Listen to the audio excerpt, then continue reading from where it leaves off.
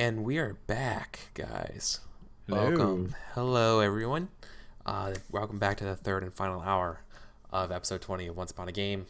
We were playing One Last Job, where we are preventing a Russian-controlled comet, a fragment from the comet from Armageddon, from hitting America. That's also apparently laced by Umbrella Corps. And there's Nazi zombies and Matt Damon and all the things. It's good. It's pretty good.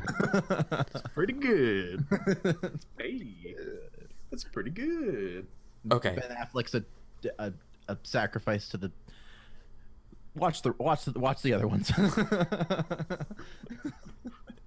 So, I know I feel like I can't even put this VOD up anywhere because like I'm gonna get like a Hollywood cease and desist letter because like this is probably already like a working movie that they already made. They're like, how the fuck did that guy figure it out? This is what Mila Jovovich has been doing. I want him and his games dead. Dad. When this house burned to the ground, I want to go there and I want to piss on the ashes. That's very. Or That went very maybe far. you'll get a call from Bruce Willis, and he'll ask you to come out to the coast and have a few laughs.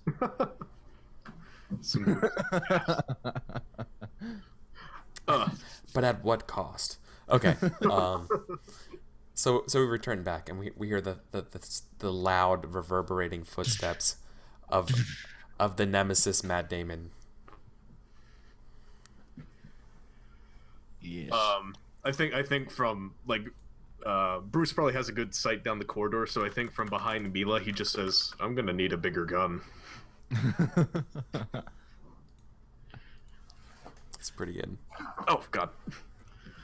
Matt Damon. Matt Damon. Well, Nemesis in Resident Evil would say stars, and it was like the only thing he could say, so it kind of fits. Like when you say stars, what do you mean? It was celebrities? It's a thing. No, it's a thing that was in the. Oh my God, that would work. But like, it was a thing in the game, and the Nemesis would just say stars because that's all it was programmed to think of. Oh. So Matt Damon might just say Matt Damon over and over again because it's him holding on to his sanity. He's finding himself. He is Matt Damon. That's. I'm thinking too much about this. So, yeah. So I guess as we hear that, like, we need to figure out something. We can't just fight him by ourselves. I think Bruce looks at her and he's like, "I'm on fucking vacation." And We're never on vacation. You're always in it. He kind of shrugs and he's like, your life. He shrugs and he's like, "It worked in Die Hard 5. I don't know what else to do here. Just give me some direction." Nothing worked in Die Hard 5. You need to get over this. I feel like that needs to be a scar. Getting over Die Hard 5. Getting over Die Hard 5. Die Harder. If it comes up. How do you want to handle it? Do we need to roll to like establish stuff or So I guess ooh, I kind of wanted to. I want to give. Can I guess. I'd like to. I guess I don't. What were you gonna do first? Probably shoot him. Yeah.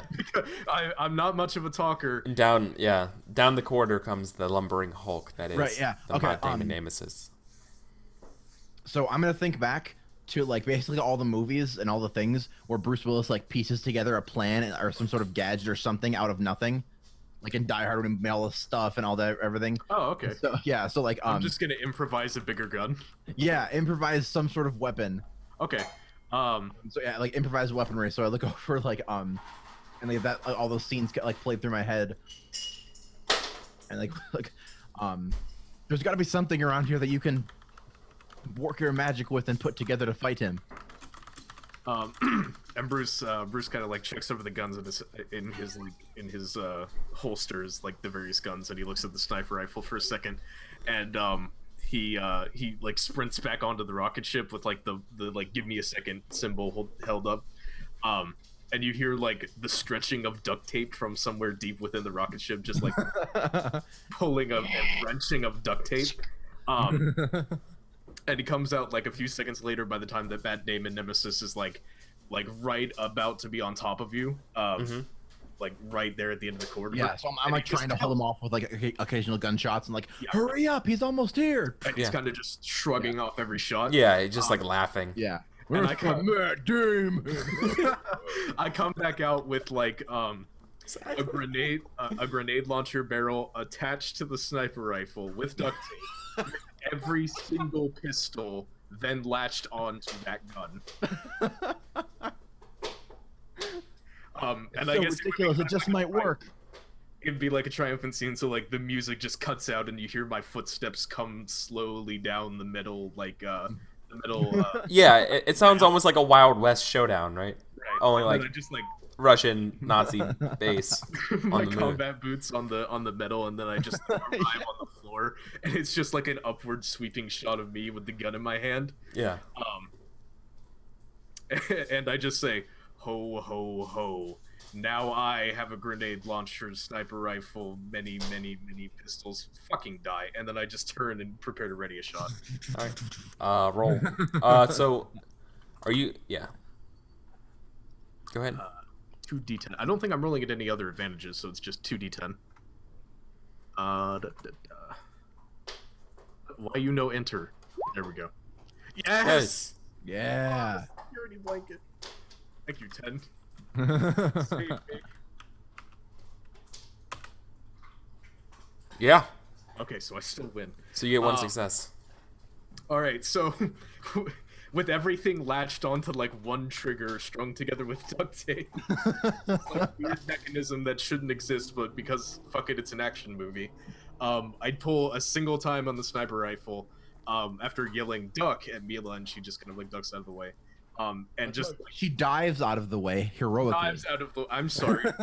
Of course. Yeah. At the last second. Yeah.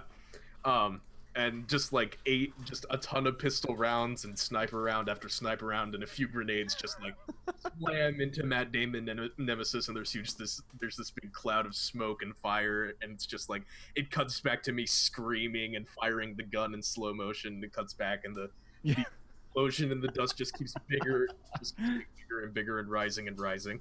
And then just like I finally just gun goes click, and I just keep pressing it a few more times with like my teeth gritted, and I'm like panting. Awesome. So yeah, I think like you does the Nemesis get like smaller or something as it gets wounded? Not in the games, but if you okay. I mean if that's your intent, sure. No. So like he's like wounded, right, from all the shots. And so he's like limping and dragging himself. And he's like, "You killed Ben Affleck and you left me up here. Matt Damon." Bruce shouts back and he's like, "Ben Affleck decided to stay back on the Comet. You know that." "I don't believe it.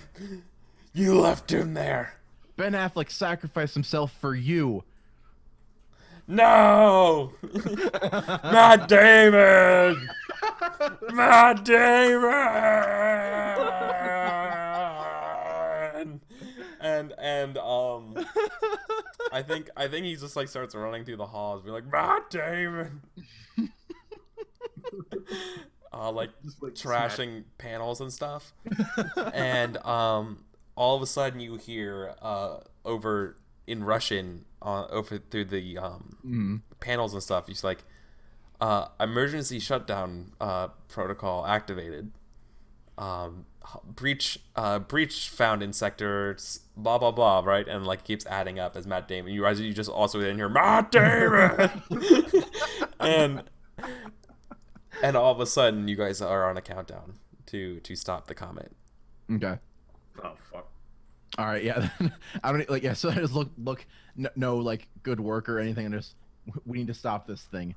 And then I start sprinting towards like the center, where obviously the center is where the main big red stop button is. So that's where I'm running to. No, it's a bunch of wires that you have to cut. Right. Well, this is where you come in, Nick, right?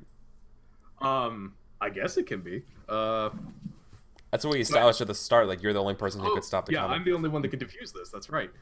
So we arrive at the control station, and there's basically like there's the countdown with the big red button and everything. The countdown station has all like been just walloped and destroyed by Matt Damon. Mm-hmm. Oh, okay. It's like hanging on by threads. You're gonna have to like try to fix it together and figure out where these wires are going and connect wires and disconnect others. And it just literally was just ripped to shreds. Um, Damn it, Matt Damon. I think jokingly, Bruce Willis kind of turns to Mila and he's like, "You got any duct tape? I kind of used all of it on this." And then just like before she can answer, he kind of throws it on the ground and he like curls his fingers around like a part of like an open panel of metal he doesn't even know what it is and just like rips it off like the main terminal. And I guess there's kind of like a like a little metal hatch, like you know how they have the little clear hatches that go up over the red buttons. Yeah, of course. Yeah, the safety There's things. like one of those over it, and it's like not loose enough where I can pry it open. So I kind of just like I go around the side and I like it's like one of the movie scenes where the music's building in intensity and got like 10 seconds left and I'm just looking at the wires and I have no idea what anything is. So I kind of just like slam my fist and an open punch into it and I try to rip out a bunch of wires and just hope that works. Roll. Do you want to spend grit? Yeah, I get to add 3 for that, don't I? Yes, you add 3 dice to it. All right, so that's going to be a pool of 4. That is not the button. What skill? Yeah, what ability are you using? I don't. Do I have one that applies to this? I don't think I do. No. So I guess Mila would probably have to give me one here. So I think back to Fifth Element, at the very end. Spoilers. Yeah. When we did you thought of the crazy ass plan for all of those stone things. For like the little putting the little things on in the last second. Yeah. Just the crazy like the crazy last ditch effort plan. Yeah. So just like when in doubt, just Bruce. Literally half your movies you end at the last second. That's why we brought you here. Yeah. And then remember your training. and there's like a minute left, and like you're like, I can't solve it yet. I has to have at least 10 seconds. my skill only works when there's 5 seconds left. I've got my fingers around it. I'm just like, just 50. Come on. Yeah, you have a watch. You're like, come on. And then it gets to 10 seconds, and I just like rip now. Right, that's gonna be 5d10 then. Punch it. 5d10. All right, come on. Yes. Yeah. Always 10s. That's really good. So I'm rolling 3. 3 ones. Come on. You beautiful man. Oh. So 3 successes, right? Yeah. Which is all you needed. Oh yeah. You finished. You were at 3 out of 6 for the track. So I rip a bundle of random wires and shit out of the main terminal. Yeah, they eviscerated. Well, the countdown goes down for like a few more seconds and then it just stops. Yeah. It stops at like 1 second or like 0.002 seconds or something like that. It stops like right before that, and we both like breathe a sigh of relief. So like the comet is like moving and it just stops right before it hits the Earth. Well, I was thinking like the Russians put like thrusters on the comet, so I imagine like all of the thrusters just like sputter and die out. Yeah. And it has nothing to regulate its rotation, so it just flies off toward Venus to smash into Venus. Yeah, it just just let it go. Just let it go. It goes over the tree line, but it doesn't hit Earth. Yeah. Oh my God! Yeah. No, it like just barely missed. Yeah, we see it. We see it like entering Earth's atmosphere and stuff, and then it just like skirts around and just keeps going back. Yeah, absolutely. Like, on a few skyscrapers and just keeps going. And like that one Free Willy kid looks up and he's like, "Wow!" Woo! Oh my! Wait. So like the seat, like so he like rips it out and then like the thrusters turn off and just barely, and then we zoom away from the comet down to New York in a like a balcony on like some loft or whatever, and the thing opens up and we hear Bruce, why aren't you answering your phone? And it's Chris Rock. Oh my God. Like, where the hell are you? Oh my god! And like little comments just over his balcony. Oh my god. Does it kill? Does it No, kill? it just Oh. barely missed Chris Rock. Oh no. Just Oh barely my missed god. Chris Rock. It takes out the floor above him and then just not his floor. Oh, that's so good.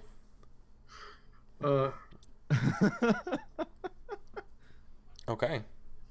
Do we have to get off the comment or? Well, we're Wait, still on the moon base. You're on the moon. Or yeah, the moon base. Sorry, there are many very, very I incongruous. forgot that there's a moon base and a comment. There's a lot, and there was a secret base and a secret base. So what you're saying is this was a Hollywood script. Yeah, Oh my exactly. gosh. Chris Tucker, yeah, not Chris Rock. Sorry. No, I think we probably end with a very very like upbeat score, and Aerosmith Place. yeah, Aerosmith plays. I don't want to miss a thing, as like the entire situation room in the White House are like, It's just a montage. It cuts back. We see like and yeah, no, like we just cut to you guys like getting like decorated and stuff, right?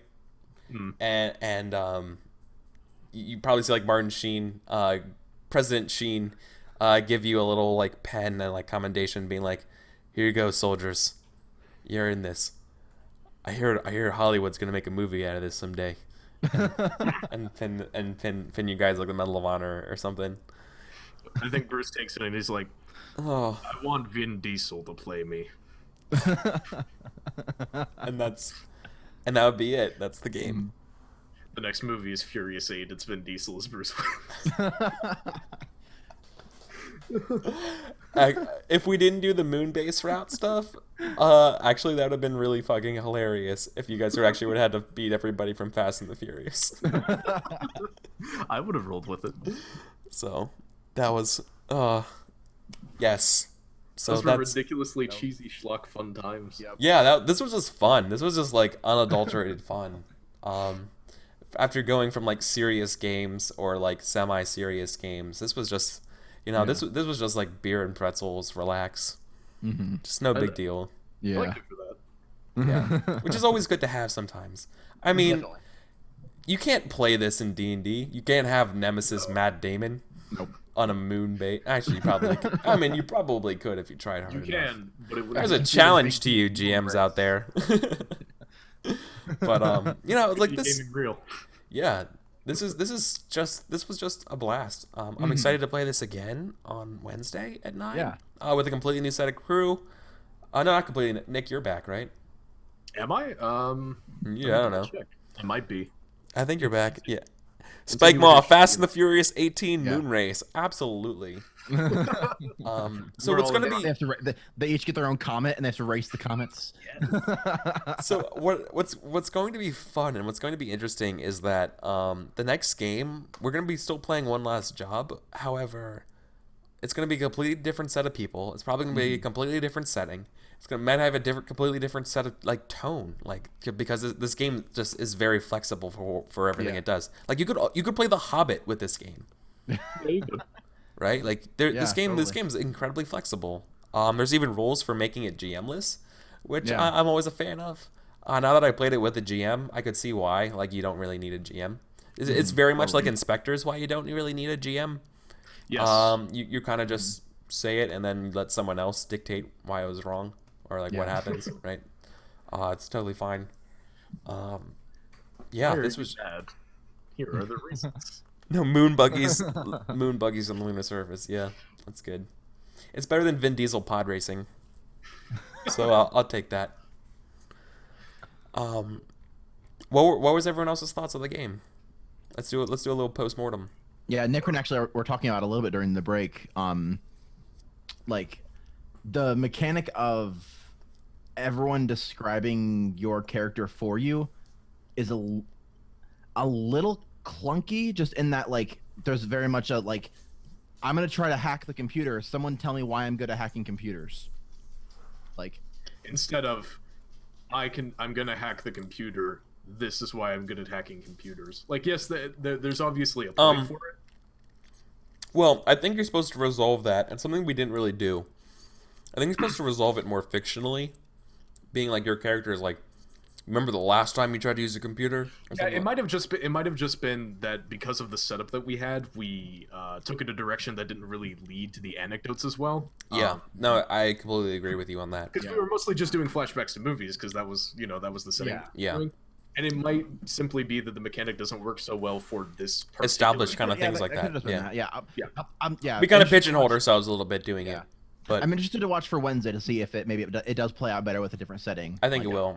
I think I'm pretty confident it will, especially when you push that kind of thing where you're supposed to be something we didn't really do as much as we didn't really tie back as much as we could back to the conflict, right? To the cataclysm or whatever, the catastrophe.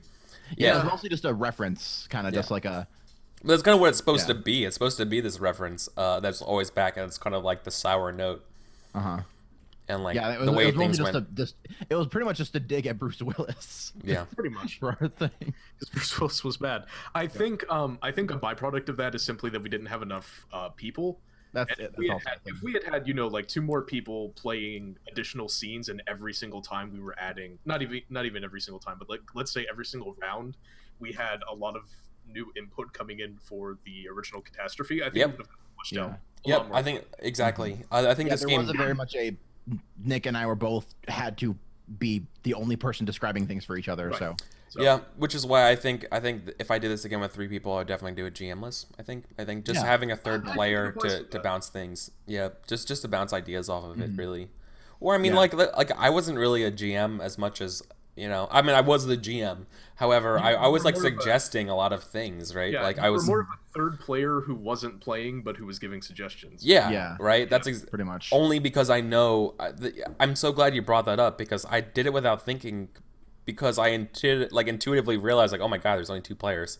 Like this game needs more people, and I just didn't make that connection real quick. Yeah. It felt a lot more natural doing that, which is why I kept going back to it, because it was like having another input. And I agree with you that doing a GM list seems like pretty easy because like there's advice in the rules like hard written about it. Right. Yeah. So I'm saying I think it would be maybe even better to do it that way. Again, I'm saying that without any experience of it, but I feel like it's already set up so well to let everyone play out their scenes and let everyone promote the other players and give them advice, that having a GM is almost kind of superfluous because like everyone's already kind of building off each other anyway. That's exactly my point about inspectors. That's my point about blades, and that's my point about this game now as well. Like there's so much like good mechanics that facilitate this sort of play that you really realize that like the GM's only supposed to be there to just be the authority figure to be like, no, this is what's going to happen next, or like do prep beforehand so you have different things, right? And even then it was minimal. Also, I'm looking at chat and beautiful Spike Maw, thank you so much for mentioning this, that he too realizes that Nick was a Jedi. I am always I think Spike Maw, I think you got in a little late today. Because it's so funny because I made that remark at the start of the show. how he's always like how is his training at the Jedi Academy. I like how you all assume I'm a Jedi. I'm wearing red. Oh, it looks brown over. It's very earthy. Oh, okay. Yeah. It is maroonish, I guess. Thanks. I'm a dark Jedi. Yeah. Thank you, Soren. Thank you so much. A great show. I thoroughly enjoyed it. Thank you. I know this was the first time you tuned in, so awesome. Not every game like this is ridiculous. This was actually one of the most like outlandish. This is actually the most outlandish game I think we've played ever. We went above Inspectors this time. Yeah, Inspectors already was like the bar for craziness. This above it. Most of our games are not like hardcore serious, but they like have some sense of like semblance of like drama. Yeah, but they're not cheese fests. No, they're not cheese fests at all. Oh yeah, this was just cheese and ham and all the stuff. Like I think the best example for me, still one of my favorite times was Night Witches. Night Witches was really good. Oh, Night Witches was so good. Lovecraft-esque. All the games I played with Lovecraft-esque here were really good too. Actually, fucking like all these games here were really good. To be honest with you, they're so much fun. I have so many games now. Thank you for the applause, Nevik. Yay. Appreciate it, man. So final thoughts, outros, guys. I was trying to think of if I had anything still relevant to the game, but I think we've kind of covered everything. Yeah, I think so. Yeah, I think seeing it with another setting will be good to see, so we can be like, okay, so with this, it was just our setting that made it weird. Mm-hmm. That's why I do 2 games of a thing a week, is Very good. to juxtapose. Yeah. It's good to have a metric. Yep. Yes. The cold. You're in Georgia. How are you cold? Because I was wondering. Georgia makes heat. Like, how's the thing? You have heat factories. I don't know. It's like your primary export. Yeah. Well, yeah. Yes. Our other primary export is pain and suffering. Well, yeah. Yeah, well, now we've seen. Yeah, heart disease. Yeah. Don't you muck my chicken and waffles. No, I'm all about those chicken and waffles. Actually, I don't know. It's like I think the ambient temperature is like 16 right now. Really? Wow. It's cold here, but we're getting the backlash that like all of the East Coast is getting. So I mean, that's true. Oh yeah. Oh, that sucks. You're in the weird. Oh, that's so. Yeah. Oh, it's so cold. We're not. The weather witches are playing tricks on you. 25 and we don't have snow. It's like -5 in Canada. Yeah. So, Nick, how about you lead out the outro, buddy? Outros. Okay. Hello. I am Nick. Sometimes I am Bruce Willis. Other times I am Matt Damon. You can find me on the Discord, Nick/SteelBaguette. That is a meme.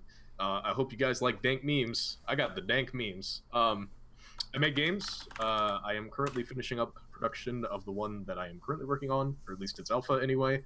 So if you want to get in on the playtest ground floor for that, message me on Discord, email, all that, and I will make sure to send you one. Yes. When it is done. Thanks, Nick. Mm-hmm. Adam. And my Twitter is somewhere on here. Yes. Yeah. Nick and on 2. Yes. Mm-hmm. Cool. And so for me, I'm Tuxtradamus. I'm here a lot. I'm on other places a lot. I do my own thing. Pretty much, if you go to, I put it all in one place at tuxtradamus.com. So if you go there, you can see stuff that I'm going to be in if you want to. Something that I'm trying to get around and working on is a Urban Shadows viewery kind of open world thing. Right now, I'm working on since they're the what is Urban Shadows for those who don't know? Urban Shadows is a political urban fantasy kind of game. So think House of Cards meets Dresden Files, and you got Urban Shadows. That's a very good comparison. Yes. The urban marches. It's based on Apocalypse World, so it's a very simple system, and it's a very narrative based system. So I'm hoping it's going to work well for a open like drop in drop out kind of thing. Right now I'm getting with the Roll20 character sheets. There isn't one for Urban Shadows, and I want one, so I'm making one.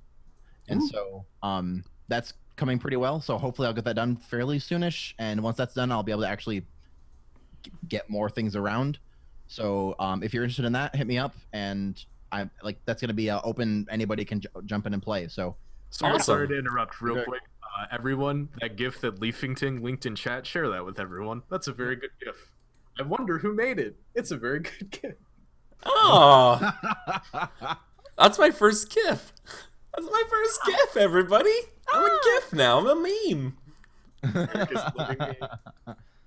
Oh, thank you. You're becoming more and more internet famous. My first. Look at you. Oh. Yeah, but yeah, today was awesome. So thanks for playing and running. Yes. Nick cool. And Eric. Yes. And last but not least is me. I'm Eric. I'm EricVulgaris here on the Intertubes. This is my Twitch channel, or if you're watching this on the VOD, this is my YouTube channel. I stream part-time. I'm also big into Story Games Seattle, which is the local meetup group that does a lot of these kind of one-shot games. Big thing for me is that I want to try to get these games out to more people, particularly those who may be interested in playing role-playing games but never played before, because a lot of the games that we play don't require experience or knowledge of rules. It just requires you to like be interested in and want to kind of like role-play, almost like an improv kind of thing, where we support you and you support us when it's just low-key just bullshit storytelling. That's why we play these games. That's why we love these games. So thank you so much for coming out tonight. I really, really, really appreciated that even one person wants to come here and watch new RPGs that they haven't seen yet, right? Yeah. So thank you guys so much. Thank you for all the new viewers today. Thank you, Nivek. Thank you, Soren. Thank you, everyone else. Thank you, Nanosphere. Thank you, Leavington. Thank you, Spike Maw, for coming in. We were going to have another player, however, there was internet issues. So I felt really bad for Rethinkling, but hearts to him. So everybody give some love to him, and we're sorry. Yeah, sorry that it didn't work out today. He's a super cool guy. So I linked my Discord link. This is kind of where we do to hang out and schedule games, because I like playing games with my viewers. So if you go there, I can point you to the actual editable schedule and get yourself on everything. Coming up, since we're coming near the end of February, I guess I should just announce it, as February will be games about romance. We're going to be playing a lot of like small, more like intimate games that deal with like relationships and all of that kind of stuff as like the core part of the game. Up on that list would be like Monster Hearts, where you're playing angsty teenage monsters. We are also doing a lot of games by a designer named Emily Care Boss, like Breaking the Ice, which is like a dating simulator, as well as Hot Guys Making Out by Ben Lehman, the maker of Polaris, as well as One Missed Call by the makers of the awesome story game Downfall, Carolyn and Mark Hobbs, which is really cool because it's a 2-player game. Anyways, yeah, I'll talk about it later. So I don't want to keep you guys so much. So yeah, thank you guys so much for coming in here. Yeah, Nevik was so close in being in that consent vine. I know, so close. So consent hype. Yes. Thanks, guys. Thank you, everyone, for tuning in today. My next stream will be tomorrow from 7 to 11, where I'm going to be probably playing more Darkest Dungeon. So follow me on Twitter to know what game I'm playing, but I'm about 90% sure it's going to be Darkest Dungeon this week. So I love that game to death. So anybody, yeah. Once Upon a Game returns Wednesday, and everything else can be found below on my schedule or my website at EricVulgaris.com/schedule. That's where I do everything like that, and I use Twitter to do any more announcements. So that's how you can find me here. So thanks a lot, everybody. Take care and good night. Bye. Thank you. Thanks for coming. Matt Damon. Matt Damon.